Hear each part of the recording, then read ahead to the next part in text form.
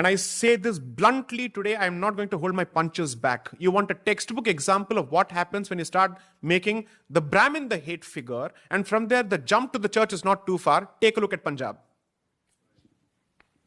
Take a look at Punjab. They first decided to vilify the Brahmin in the name of newly minted versions of Khalistanism under the British period. From there, they gradually moved towards anti-Hinduism because the jump from there is not much. After that, how far do you think is the jump from there to the church or Islam? Throw in drugs, it's over.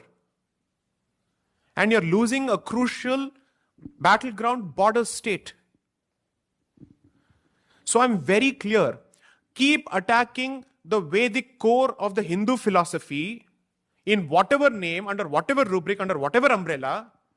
You're paving the way for anti-Hinduism at some point or the other. Two more examples. Tamil Nadu. Parts of coastal Andhra. Kerala. The jump is not far. Stop vilifying people. You can't say that I am going to unify Hinduism by making one group the punching bag of your positions constantly, in the hope that it will unify people by creating a hate figure within. You don't have the guts to create a hate figure outside, therefore you're constantly creating a hate figure within. If you had the guts to create a hate figure outside, you would identify the true culprit outside. You don't want to do that, because today you're willing to co-opt the jihadi but alienate the Brahmin. That is a conscious choice that some people have made within the Hindutva fold. That is the conscious choice they've made, that we will isolate these groups because we need to accommodate everybody else. What vision is this? So what is the message that you're sending to people who subscribe by the rules of the Veda? Answer that question first, because the Vedic Sanatana Dharma happens to be the core of Hindu Dharma for all practical purposes, the epicenter of this entire ocean that has been created. So what are you telling those institutions? Are you asking us to leave this country? If yes, how different are you from the Naxalwadi, or the Marxistwadi, or the Jihadi?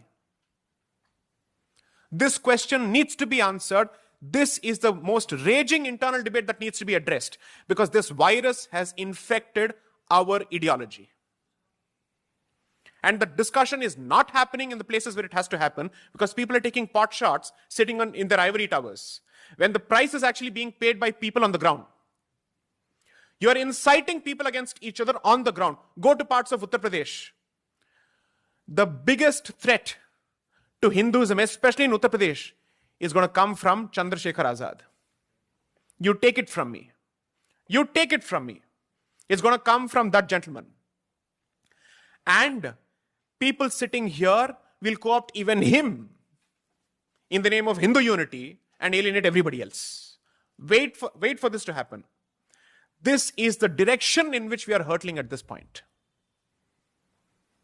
In the process, you don't have what it takes to create knowledge. You have not preserved anything. You will destroy and spew and spit on everything that has been created for millennia. So my answer is very clear.